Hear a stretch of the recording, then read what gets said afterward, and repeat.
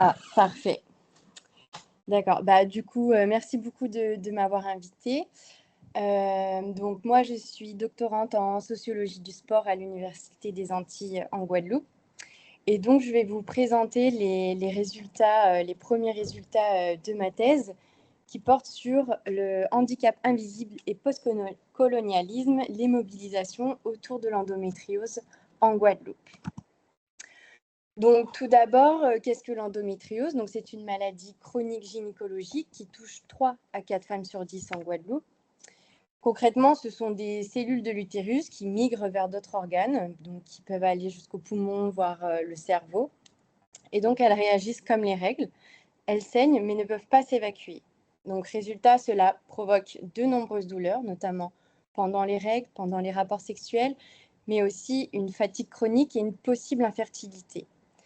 Donc, ces symptômes sont décrits par ces femmes comme handicapants, puisque l'endométriose peut entraîner des absences au travail ou à l'école, provoquer des ruptures amoureuses et empêcher de participer à des activités entre amis ou à d'autres moments de la vie sociale. Donc, cette pathologie, elle présente plusieurs caractéristiques intéressantes.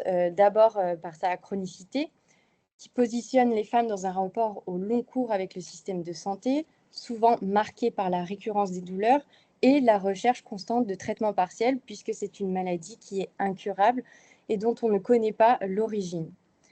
Ensuite, l'endométriose est marquée par une forte dimension invisible.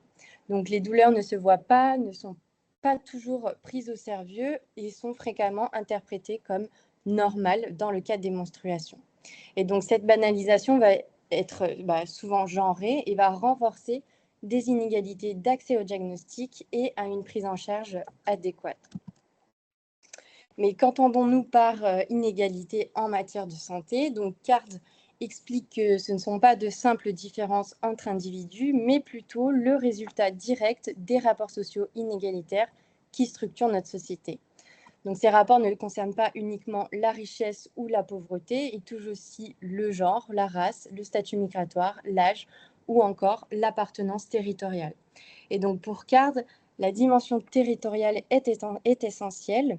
Elle dénonce la tendance à neutraliser les inégalités territoriales de santé en les réduisant à des problèmes techniques d'accessibilité, comme l'éloignement géographique ou le manque d'équipements médicaux.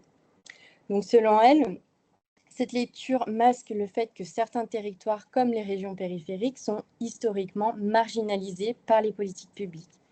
Donc, ce n'est donc pas le territoire qui pose problème en soi, mais le rapport de pouvoir qui le relègue à une position subalterne. Donc, elle va adopter une approche intersectionnelle qui montre que ces rapports ne s'additionnent pas, mais s'imbriquent et que certains groupes sont exposés à des formes spécifiques de vulnérabilité. Par exemple, une femme racisée, précaire et âgée ne subit pas 3 inégalités séparées, mais une expérience de domination spécifique à l'intersection de plusieurs rapports de pouvoir. Donc, dans ce contexte, la Guadeloupe, c'est un territoire particulièrement sensible aux inégalités, notamment en matière de santé. Cette situation, elle ne vient pas de nulle part, elle s'inscrit dans une histoire longue de colonisation, d'esclavage et de départementalisation qui a installé un rapport de dépendance vis-à-vis de l'Hexagone. Aujourd'hui encore, les politiques de santé sont majoritairement décidées depuis la métropole sans toujours tenir compte des réalités sociales, culturelles et géographiques de l'archipel. Donc, cette distance se voit dans le sous-équipement, les retards de diagnostic, la difficulté d'accéder à un spécialiste ou encore le renoncement aux soins. Des scandales comme le chlordécone, par exemple, ont renforcé une méfiance déjà ancienne envers le système médical français, qui est perçu comme extérieur et parfois expérimental sur la population. À cela s'ajoute un héritage colonial dans la manière dont les corps noirs sont perçus. La médecine a longtemps considéré les personnes noires comme plus résistantes à la douleur, donc ce qui a conduit encore aujourd'hui à minimiser certaines souffrances. Et donc, face à ces limites, la population met en place des formes de résistance, notamment à travers les mobilisations collectives. Donc, ce sont des formes d'action organisées par des personnes qui partagent une expérience commune d'injustice ou d'invisibilisation et qui cherchent à obtenir un changement social, politique ou symboliques. Donc, elles permettent de transformer un problème individuel en cause publique et se situent entre le vécu personnel et les institutions. Et donc, dans le domaine médical, Brown distingue plusieurs formes. Donc, les mouvements pour l'accès aux soins, ceux qui contestent les normes médicales autour d'une maladie et ceux qui dénoncent les inégalités liées à la race, au genre ou à la classe sociale. Et donc, ces mobilisations remettent en question la centralité du savoir médical dominant et valorisent les savoirs d'expérience. Donc, dans ce contexte, les associations locales guadeloupéennes se mobilisent pour dénoncer la marginalisation sanitaire et exiger des réponses adaptées au contexte postcolonial. Donc, c'est à partir de ces constats que je souhaite interroger la manière dont les associations de lutte contre l'endométriose se représentent la maladie et la façon dont elles agissent pour réduire ces inégalités en matière de santé. Donc, j'ai adopté une approche qualitative fondée sur deux matériaux empiriques, les archives d'associations et des entretiens semi-directifs auprès des fondatrices et des présidentes de ces associations. Et donc, ma recherche s'appuie sur deux associations autour de l'endométriose en Guadeloupe, qui sont toutes les deux fondées par des femmes atteintes d'endométriose, mais ayant des positions sociales différentes et des trajectoires complémentaires. Donc, Karukera Endométriose, qui a été créée en 2014, est née de l'initiative de patientes en l'absence de dispositifs locaux. Sans reconnaissance institutionnelle, elle repose sur des réseaux de solidarité informelle, des groupes d'entraide, des interventions publiques. Et donc, son objectif, c'est de rompre le silence autour de la maladie, de renforcer la sororité entre patientes et de faire émerger une parole collective fondée sur le vécu. Donc, elles s'inscrivent dans une logique d'auto-organisation centrée sur l'émancipation des femmes concernées. Et puis, il y a Liquide Chocolat qui, elle, a été créée en 2018, fondée par une infirmière qui est également patiente et elle développe un programme structuré d'éducation thérapeutique du patient qui a été validé par l'ARS. Donc, elle va proposer 5 ateliers qui sont encadrés par des professionnels. Donc, des ateliers sur la nutrition, l'activité physique, la gestion de la douleur, des droits sociaux et d'un soutien psychologique pour du coup les patientes, mais également pour les proches et les soignants. Donc, cette organisation, elle vise à renforcer l'autonomie des patients tout en s'inscrivant dans les priorités des politiques de santé. Donc, elle correspond à une organisation plutôt pour autrui, structurée de manière professionnalisée où les savoirs médicaux dominent. Elle adopte donc une forme partenaire en soutenant et prolongeant l'action des institutions. Alors, donc Karukera Endométriose, donc, comme je l'ai dit, elle a été créée pour pallier des carences institutionnelles à travers un militantisme local.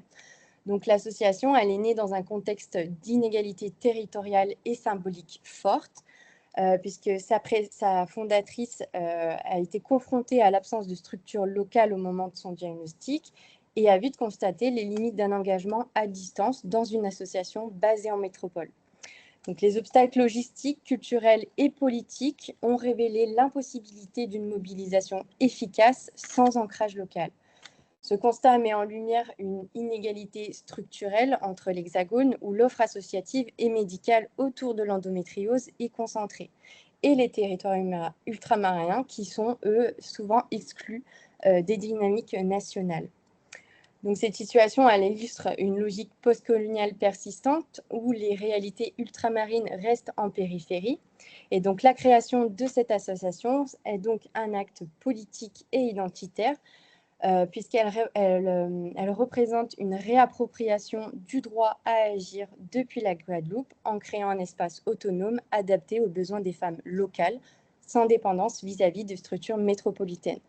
On voit aussi notamment à travers le choix du nom Karukera, qui est un ancien nom amérindien de la Guadeloupe, qui signifie île au Bilzo, qui renforce cette volonté de réancrage culturel et géographique.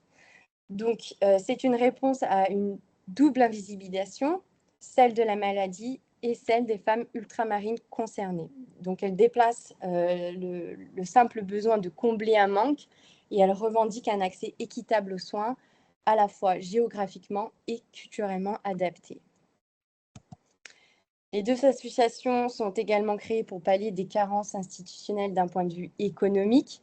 Ici, certaines femmes doivent partir en hexagone pour se faire diagnostiquer ou opérer et les coûts liés à certaines pratiques de soins complémentaires sont importants. Donc, Karukeira va mettre en place des partenariats pour réduire le prix ou alors elles vont prendre en charge une partie des frais pour limiter ces inégalités économiques. Et donc, ce soutien financier va permettre aux femmes aux revenus modestes qui sont parfois en situation d'emploi précaire ou régulièrement en arrêt maladie de continuer à bénéficier d'un suivi de qualité. Donc, ça révèle une identité sociale de santé au sens de Bourdieu où les femmes les plus précaires et les moins dotées économiquement n'ont pas accès aux ressources qui pourraient améliorer leur qualité de vie. Donc, le coût ici, il devient un obstacle à l'autonomie et est renforcé par le territoire, puisque 35% de la population guadeloupéenne vit en dessous du seuil de pauvreté en 2024. C'est également une logique de solidarité où les collectifs tentent de compenser les défaillances du système public, puisque Liquide Chocolat s'implique également dans l'accompagnement médico-social en aidant les femmes à accéder à leurs droits, donc à la reconnaissance de handicap et par les dossiers administratifs. En Guadeloupe, l'endométriose, c'est une maladie contestée par le système médical, puisque les femmes atteintes de cette pathologie sont souvent heurtées à un déni médical et institutionnel de leur souffrance. On parle de 10 ans d'errance médicale. Donc les récits ils montrent que les médecins banalisent la douleur et suggèrent une solution reproductive pour traiter la maladie. Donc ça révèle une conception androcentrée de la santé où les pathologies féminines restent reléguées au second plan. Et de plus, en Guadeloupe, la maternité consiste un marqueur central de la féminité et de la respectabilité. Comme le montrent les travaux de Mulot, avoir des enfants est considéré comme une étape valorisée de la vie des femmes. Et celles qui éprouvent des difficultés à concevoir sont parfois confrontées à des injonctions explicites ou implicites, ce qui intensifie encore la pression exercée sur les femmes atteintes d'endométriose et renforce l'idée que leur valeur sociale passe par la reproduction. Donc, cette expérience cumulée d'ignorance et de disqualification traduit une injustice épistémique où la parole des femmes malades n'a pas de poids dans les espaces dominants. Et donc, pour pallier à cela, Liquide Chocolat s'engage à informer les professionnels de santé sur la pathologie. Cette injustice se manifeste également dans le milieu scolaire où les douleurs des jeunes femmes sont souvent décrédibilisées, perçues comme exagérées et où les élèves sont étiquetés comme feignantes. Donc leur souffrance, au lieu d'être reconnue, est systématiquement mise en doute. Donc ça s'explique aussi par une définition masculine de la santé qui est historiquement construite à partir du corps masculin, qui relègue la douleur menstruelle au rang d'expérience naturelle et donc négligeable. Et donc, en réponse à cette marginalisation, l'action collective portée par l'association prend une dimension politique. Donc, elle va mener des campagnes de sensibilisation dans les écoles, les entreprises ou les médias. Les militantes vont intervenir directement dans les milieux où se construisent et se reproduisent les normes sociales et où s'imposent des représentations du normal et du pathologique. On retrouve aussi le fait qu'une des femmes de l'association est responsable du secteur Basse-Terre, donc va intervenir auprès des lycées et des collèges en Basse-Terre, donc le côté gauche de la Guadeloupe, et une autre du côté droit, donc de la Grande Terre. Et donc ça montre aussi une organisation associative qui s'adapte concrètement aux spécificités territoriales de l'archipel et qui permet d'agir au plus près des femmes selon les contextes locaux. Et donc par ces actions, elle cherche à transformer ces représentations et à renforcer le pouvoir d'agir des femmes qui sont concernées. Les mouvements sociaux autour de l'endométriose naissent de l'expérience vécue des patientes et favorisent un empowerment. Donc, dès le collège, les jeunes femmes sont sensibilisées à reconnaître leur douleur comme légitime grâce aux actions des associations qui jouent un rôle d'acteurs éducatifs alternatifs. Donc, cet empowerment s'étend aussi à la solidarité entre pairs à travers des pratiques informelles comme des groupes WhatsApp, des sorties, des échanges de conseils qui permettent aux femmes de reprendre le contrôle sur leur santé en dehors du système médical qui est souvent inadapté. Et donc, ces espaces construisent une communauté d'expérience où la vulnérabilité devient une force collective. L'endométriose, ça devient un levier d'engagement qui transforme l'isolement en activité politique et les souffrances individuelles en revendications partagées. Et donc, l'association Liquide Chocolat construit des espaces de parole, comme je l'ai dit. Et donc, ces convictions vont prendre forme à travers des actions collectives multiples. Par exemple, les ateliers thérapeutiques participatifs, qui sont conçus à partir des besoins exprimés par les femmes elles-mêmes. Donc, cette démarche, elle illustre une volonté de rompre avec le modèle vertical, où les femmes seraient des bénéficiaires passives. Ici, sont elles qui orientent les contenus à partir de leur vécu. Elle s'inscrit donc dans la promotion des savoirs issus de l'expérience vécue, comme l'a décrit Brown, où les patientes deviennent des productrices de savoirs légitimes, capables d'influencer l'accompagnement médical et social autour de la maladie. Et en produisant une expérience collective issue de l'expérience vécue, Liquide Chocolat devient un acteur reconnu dans le champ de la santé publique. Donc, elle va participer au comité de pilotage, elle a des échanges avec l'ARS, et donc elle légitime la parole des femmes concernées dans l'élaboration des politiques de santé. Donc, l'association va passer d'un rôle militant à une position d'interlocuteur institutionnel et où elle interpelle l'État sur ses manquements et propose des alternatives concrètes construites à partir des réalités du terrain. Donc, son action conjugue critique, engagement stratégique et transformation des pratiques en santé publique. Donc, cette dynamique, elle illustre un mouvement d'organisation par le bas où les acteurs dits faibles, donc les patientes, parviennent à s'imposer face à des acteurs institutionnels forts en s'appuyant sur la légitimité et l'expérience des patientes. Et donc, les associations Liquide Chocolat et Carucara Endométriose s'inscrivent pleinement dans les trois types de mouvements sociaux de santé définis par Brown. Donc, ce sont des mouvements centrés sur une maladie. Donc, elles placent l'endométriose au cœur de leur mobilisation pour rompre le silence, informer et soutenir les femmes concernées. Mais également dans un mouvement de réforme du système de soins. Donc, elles vont critiquer un modèle médical inadapté et proposer des alternatives plus humaines et localement ancrées, donc à travers les programmes éducatifs, l'approche pluridisciplinaire et les médecines complémentaires. Et elles s'inscrivent également dans les mouvements pour la justice en santé. Donc, elles vont dénoncer des inégalités de genre et territoriales, l'invisibilisation des douleurs féminines et militent pour une meilleure reconnaissance institutionnelle de la maladie. Donc, pour conclure, en combinant ces trois dimensions, les deux associations vont participer à une transformation collective du regard porté sur l'endométriose et à une redéfinition des politiques de santé en contexte ultramarin. Je vous remercie. Merci madame, merci beaucoup. Eh bien, il y a un aspect, malgré que je sois sociologue, un aspect territorial, merci. On va passer à voir s'il y a des questions.